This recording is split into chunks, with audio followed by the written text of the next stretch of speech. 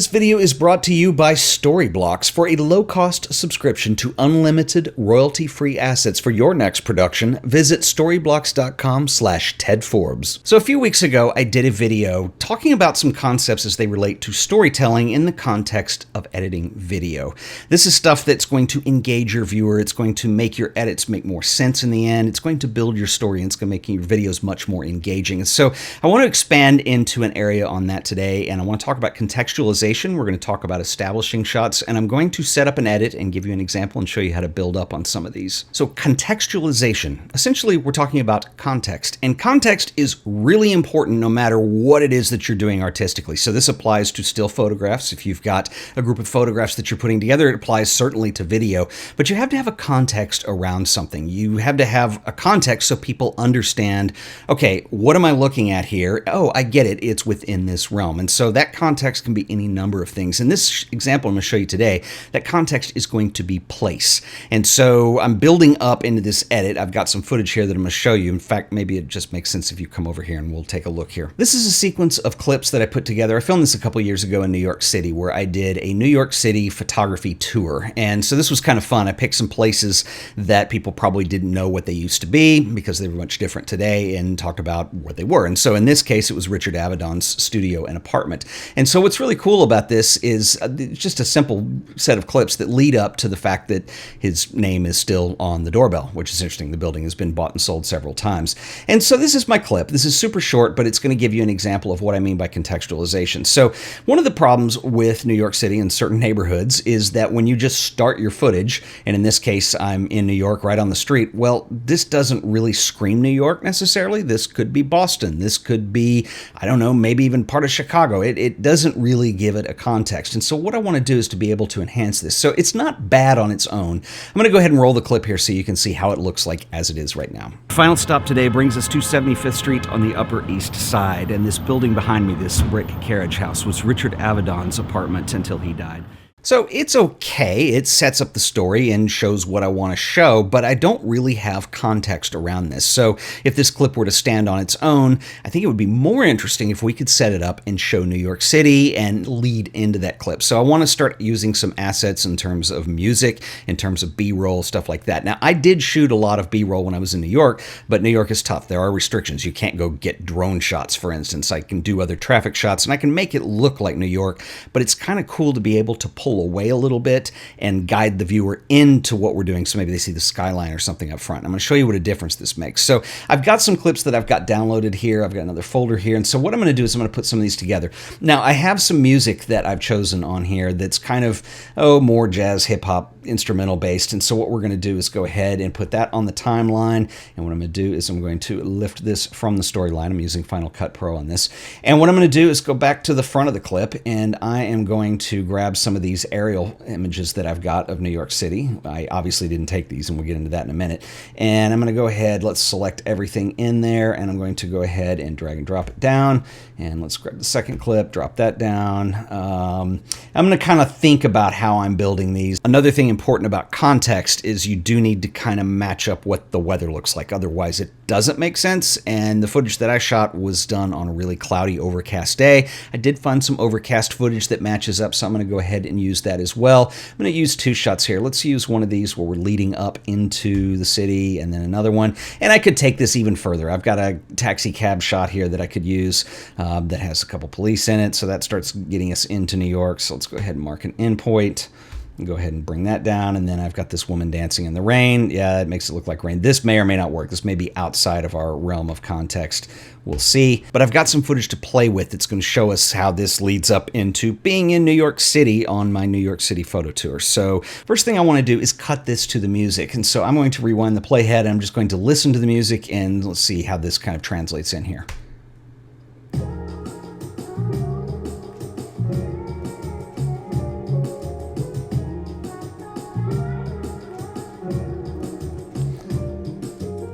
Okay, not bad, but I can tell you right now that this is way too long, so we want to cut this down. So what I'm going to do is zoom in. Typically, I will cut to the beat on things. That's not a really hard and fast set rule, but it does help a little bit just in terms of giving you context. Just depends on the feel you want. So I'm going to cut to like downbeats on this. So what we're going to do is go through and I'll play it. And And I'll put one there, so 2 beats in. So right there, what I'm going to do is grab the playhead, move it right over that beat. And another thing that's really important here too is if you look on the playhead, you can see the audio forms here, and that's where the spike is to where you know we're on the beat there. So we'll go ahead, I'm going to shorten that clip. We'll bring this one over, and let's play back. And then what I might want to do is extend this over, and I'm going to show you a little trick here. So one thing I can do is I can go ahead and let's go ahead and cut here, and I'm going to bring it in to another shot here. So let's cut there and there. So this is going to interrupt the shot. It will make a jump cut of this aerial footage, but let's see how that feels. So let's go back to the top.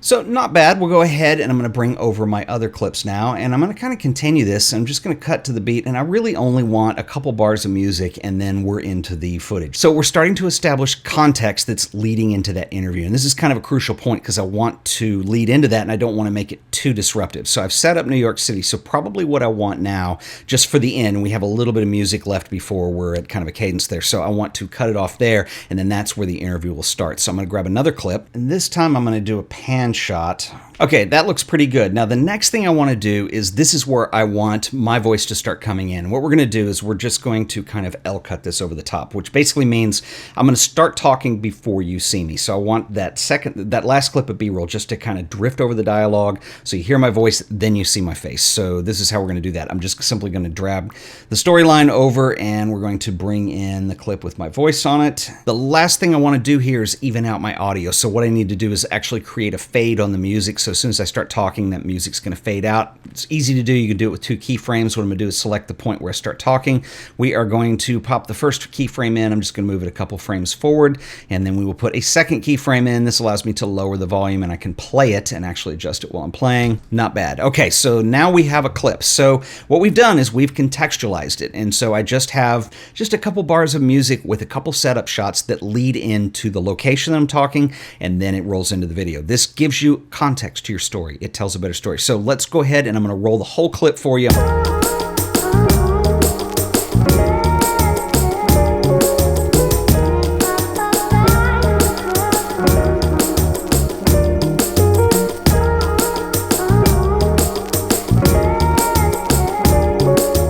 Final stop today brings us to 75th Street on the Upper East Side, and this building behind me, this brick carriage house, was Richard Avedon's apartment until he died. So is it perfect at this point? Well, it's close. I'm not really sure about the shot of the girl, what that does to set anything up, but I think it's got some establishing stuff that leads into it. So this is a good way to start, and this is what you want to work with. So where did I get these clips, and how did I do this? Well, this is going to segue into our sponsor for this video, who are the awesome folks over at Storyblocks.com. So Storyblocks is a really awesome resource for pretty much anything you would need in video production. So for instance, if you need stock footage clips for those establishing shots we were talking about earlier, they've got a really awesome selection.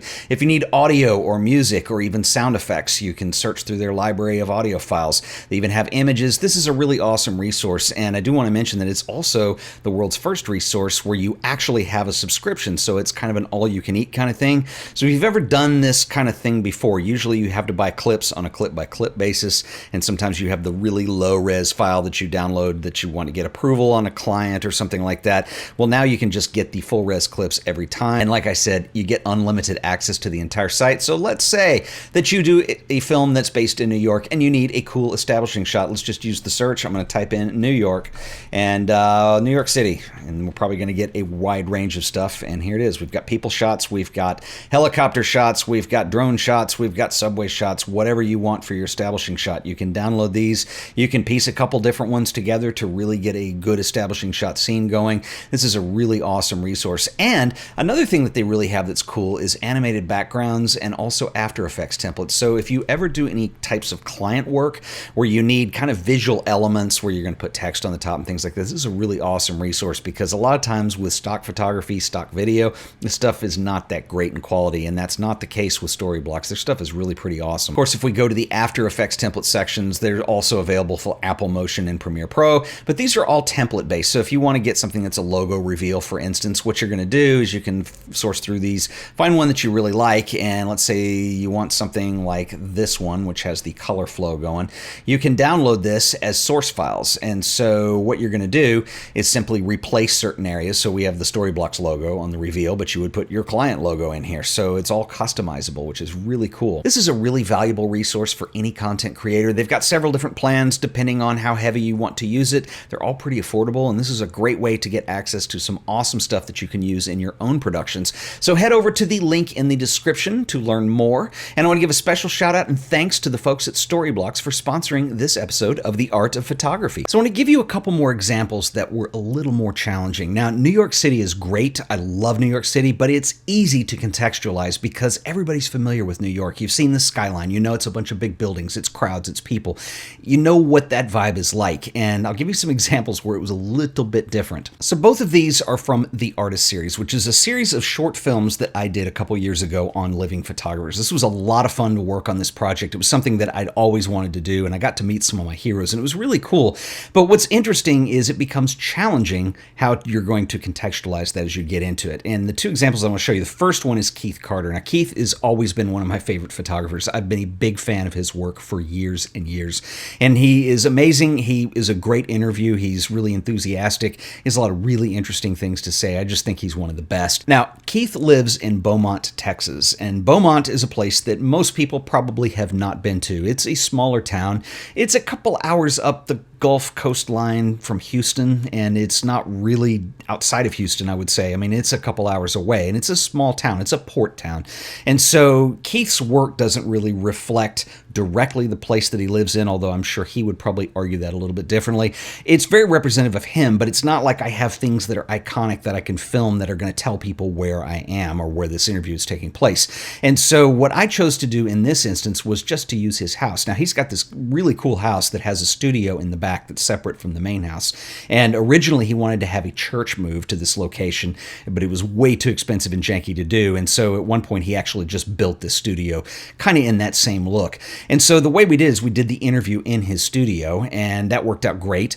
But we kind of just start right on the interview and part of what his process is and personal projects, that whole thing. And so what I decided to do was after we were done with the interview, I got him to do a darkroom print for me. He was doing some collodion, and he was set up to do it. And so we filmed that, and he had some setup to do. Well, collodion has a lot of chemicals, and you want to go outside to prepare a lot of the stuff that you're working on just because his darkroom is really tight. So I just did some B-roll and said, is it cool if I just kind of film you doing some of these things, go out for it? So I just filmed him in and around his house. So basically it gives you the feel that, yes, we're in his studio. It's unique, it's different, and he's somebody who's going to do some very different types of work. And so I think it set it up pretty successfully. I'm going to roll that clip so you can see how that contextualization and how the B-roll or the establishing shots lead into the interview.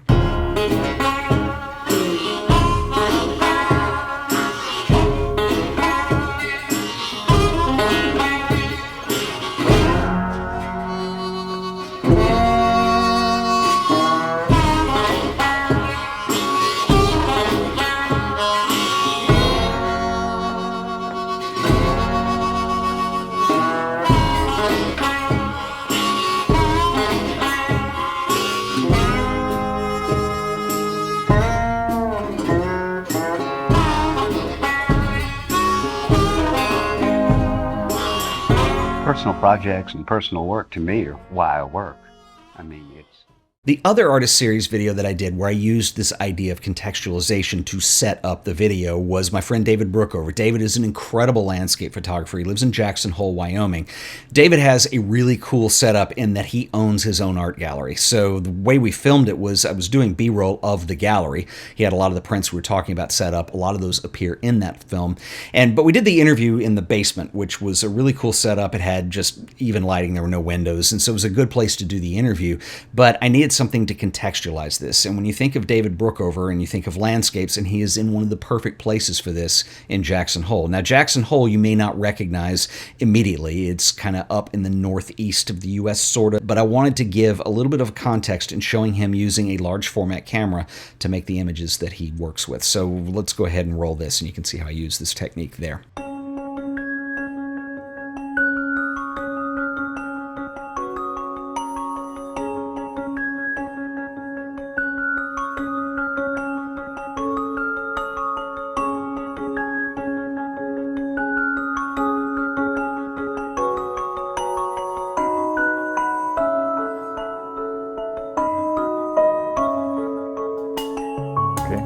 zone 3 at 12.5. So we're pretty much on axis. Okay, I got that. I'm gonna put this back down. Lowest value. So this is usually either gonna be zone 3 or zone, it's gonna be the shadow side of these trees, these pine trees, or it's gonna be that fence. So we go in here with this 1 degree spot meter, and let's say we hit the fence. Something like this, because we're pretty close to that grass where you're trying to shoot to, and that peak's probably, what, 4 or 5 miles away. We're gonna drop this thing down to probably f45. Make sure nothing's moving. There you got it.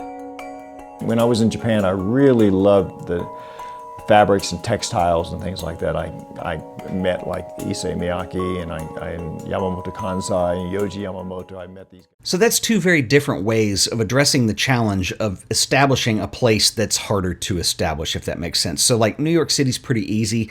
These places are not, and you have to get a little bit more creative with what you're doing. Now, you don't have to establish where it is on the map necessarily, but you just need to set up a location and a context of where this photographer being interviewed is. And that's what I think I did fairly successfully on these. Now, I did not use this technique on every one of the Artist Series videos. Some of them start with just the work. They start with a more dramatic story in one case. So it's just different with each one. And this is a little bit of the sensibility that when you're editing video and you're putting together something and you're making something, you have to make these decisions and get creative with. And this is just one technique. And we'll talk about some others in future videos. I would love to know what you guys think. So drop me a comment below. I'll see you guys in the next video. Until then, later.